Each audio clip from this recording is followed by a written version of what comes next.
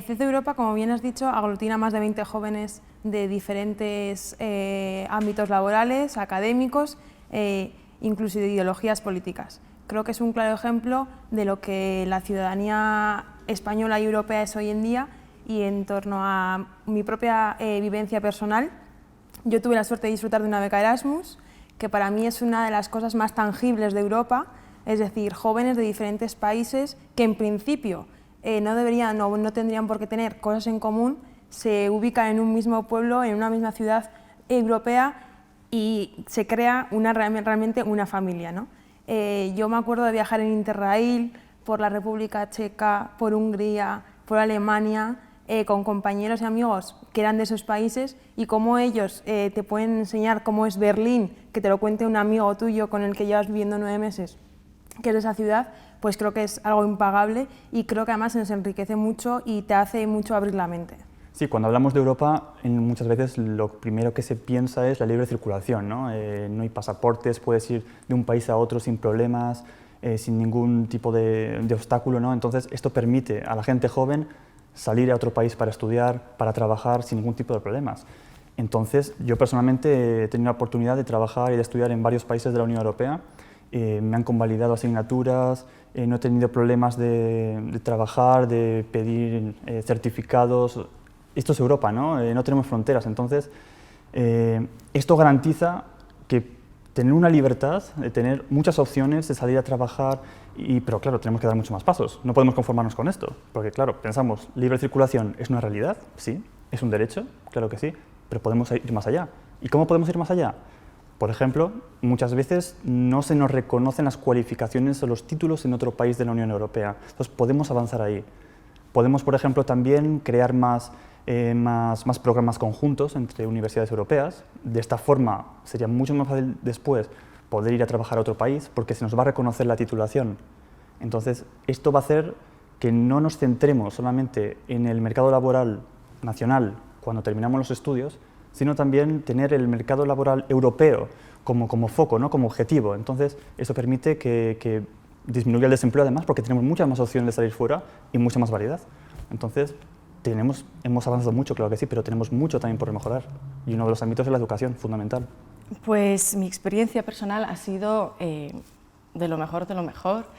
Yo de hecho soy eslovena, que lleva viviendo y trabajando en España 5 años, y la verdad que he tenido una estupenda experiencia, en el sentido de que no ha sido para nada para mí un problema mudarme, trabajar aquí, estudiar aquí, y de hecho también estudié en otro país de la Unión Europea y tampoco fue ningún problema.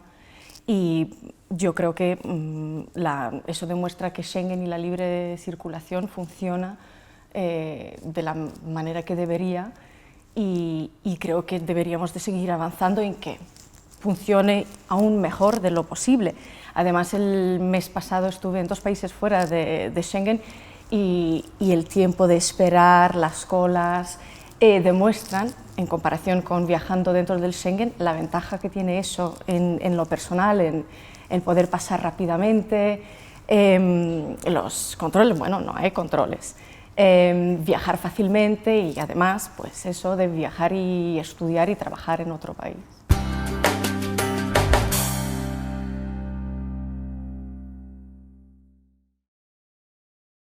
Uno de los lemas que defiende CC Europa es la cuestión no es más Europa, sino mejor Europa.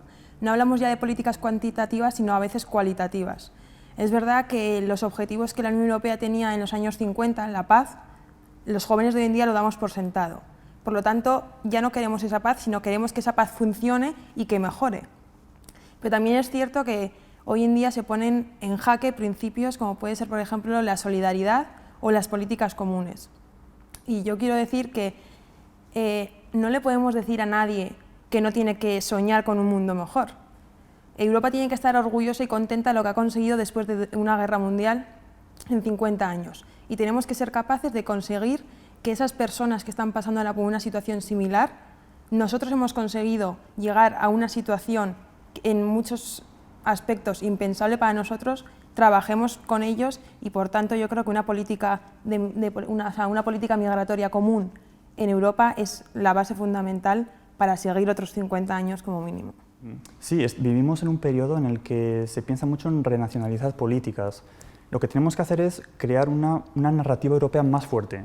Porque cuando vemos a los euroescépticos en el Parlamento Europeo, por ejemplo, muchos eurodiputados son euroescépticos, pero están en el Parlamento Europeo, quieren destruirlo desde dentro, ¿no? ¿Qué tienen ellos bueno? Que tienen una narrativa muy potente en contra de Europa. Y es lo que no tenemos los que estamos a favor de Europa, ¿no? Necesitamos esa narrativa común. Muchas veces cuando hay un Consejo Europeo, termina el Consejo y llega la hora de las ruedas de prensa. ¿Qué pasa? Tenemos la rueda de prensa con el presidente de la Comisión, con el presidente del Consejo y al mismo tiempo las ruedas de prensa con los líderes nacionales. Esto hace sombra a las ruedas de prensa nacionales y las preguntas que puedas hacerle a los líderes europeos. Y esto impide que esa narrativa europea llegue a los medios nacionales y puedan cubrir estas ruedas de prensa y esta información de una forma más objetiva de lo que hace Europa, ¿no? Y muchas veces los medios nacionales cubren las ruedas de prensa nacionales y eso impide, ¿no? Hablar con esa voz europea y ver la información como se tiene que ver, para todos lo mismo. Y eso, por tanto, hace que no tengamos una narrativa europea. Pues yo creo que hay que demostrar los beneficios tanto personales para el ciudadano como los beneficios económicos para las empresas. Y yo creo que uno de los datos importantes que hay que mencionar es que recientemente el think tank Bertelsmann Stiftung advirtió que la reintroducción de controles de frontera conllevaría 470.000 millones de euros en pérdidas económicas en la Unión Europea en los próximos 10 años. Yo creo que eso es un dato que hay que tomarse en cuenta, que afectaría profundamente tanto a la economía de la Unión Europea como claramente luego en lo personal, en lo que se refiere a viajar, a estudiar en otro país o a trabajar.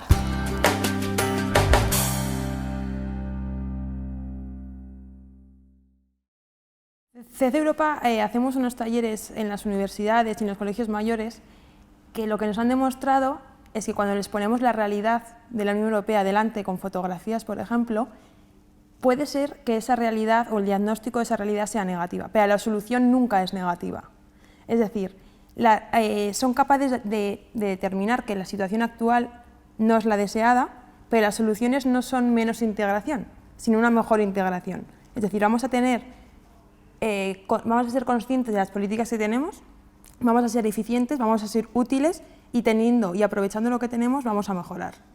Por lo tanto, yo creo que los jóvenes, además en el último Eurobarómetro que salió, hay dos temas que para mí son esenciales que destacaban en las respuestas de los jóvenes con respecto a otros tramos de edad, que eran la pobreza y la cooperación al desarrollo. Yo creo que son dos políticas de cohesión muy importantes que si no abogamos por ella, otros principios fundamentales pueden descohesionarse. Yo creo que actualmente, como no estamos en una situación como hace 50 años, por ejemplo, en el que necesitaban unirse entre los países, no somos conscientes de la importancia que tiene Europa. No hemos vivido, o prácticamente no hemos vivido, pasar de un país a otro, enseñar el pasaporte, esas dificultades que teníamos, ¿no? para ir de un lugar a otro. Entonces, hay que acercarse a la gente. ¿Y cómo se acerca a la gente? También a través de la educación, explicando cómo se vivía antes y cómo se vive ahora y cómo podemos mejorar también. Tenemos que abrir el debate a la gente joven también, porque los jóvenes somos los que tenemos el futuro por delante y tenemos que decidir qué Europa queremos y cómo la queremos. Entonces, claro, a partir de ahí la educación es fundamental. Por ejemplo, ¿por qué no estudiamos las instituciones europeas en los currículos? No estudiamos temas europeos, siempre nos centramos en temas nacionales. ¿Por qué no creamos una asignatura sobre la Unión Europea en todos los Estados miembros? Y eso acercaría mucho a la gente. Informar, crear una opinión crítica y poder expresarla y debatir para crear Europa entre todos. Yo creo que la diferencia es que los jóvenes europeos damos por adquiridos ya algunos derechos, en la manera que está constituida la Unión Europea, lo que uno puede tener o conseguir. Y yo creo que los jóvenes también ya queremos avanzar en nuevas áreas. Es decir, como damos por adquiridos ya las cosas básicas de la Unión Europea, queremos que se siga avanzando en la integración, que se sigue mejorando la Unión Europea, su funcionamiento, lo que sería importante para los jóvenes. Por ejemplo, los jóvenes están cambiando mucho de los países, de estudiar, de de viajar y de trabajar en esos países, y yo creo que sería importante, especialmente con la situación, con los jóvenes de ir a otros países de la Unión Europea a trabajar, de profundizar en un verdadero mercado laboral de la Unión Europea, por ejemplo. Yo creo que esos son temas que a los jóvenes ahora les interesa, no tanto en lo que fue hace 20 años, que fue el comienzo de la integración, por ejemplo, económica del mercado único, y lo que ya damos por hecho, por ejemplo.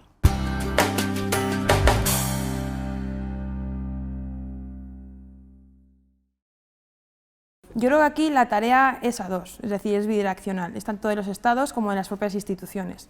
Está claro que nos cuesta explicar qué es la Unión Europea, un ente que parece que está en Bruselas, gris, que nadie conoce, que tiene 25.000 funcionarios y que no sabemos muy bien qué hace. Por lo tanto, creo que la narrativa tiene que cambiar, el lenguaje de la gente que habla de Europa también tiene que cambiar para que los ciudadanos realmente se vean escuchados, que las decisiones no se tomen como se han tomado hasta ahora top-down, es decir, de arriba a abajo, sin escuchar a la gente, y hay que hacer a los ciudadanos y a los jóvenes mucho más participativos. Hoy en día creo que las nuevas generaciones, con las nuevas tecnologías, ya no esperamos que llegue un documento en 30 días, sino lo que quieres es una conexión directa y una interrelación con las propias instituciones. Y por la parte de los Estados, yo creo que también tienen que hacer una labor de pedagogía, es decir, el Parlamento, el Senado, las cámaras autonómicas, incluso los ayuntamientos, que hay políticas de la Unión Europea que llegan a los ayuntamientos y se ven de forma física, tienen que hacer una tarea muy pedagógica y también tiene que haber una mayor explicación de qué es Europa. No solamente Europa es el poli malo, muchas veces Europa también es el poli bueno, y también los políticos y las instituciones españolas tienen que trabajar y abogar por ello. En muchos aspectos se nos hace ver como que vamos a una mayor supranacionalidad. Por ejemplo, en temas económicos hemos avanzado en la unión bancaria, lo cual es un buen progreso, ¿no? Pero desgraciadamente, cuando hablamos de Schengen, cuando vemos los problemas que ha causado la crisis migratoria, los refugiados, se está renacionalizando mucho. Entonces sí que se tiende a dar soluciones nacionales. Y es imposible. ¿Cómo vas a dar soluciones nacionales a un problema que es común, que tenemos unas fronteras exteriores? Cuando una persona entra por Grecia puede acabar perfectamente en Finlandia. No hay fronteras interiores. Entonces, la solución es europea. No podemos centrarnos en una imagen nacional cerrada. Tenemos que ir hacia lo contrario, y es a lo que tendemos.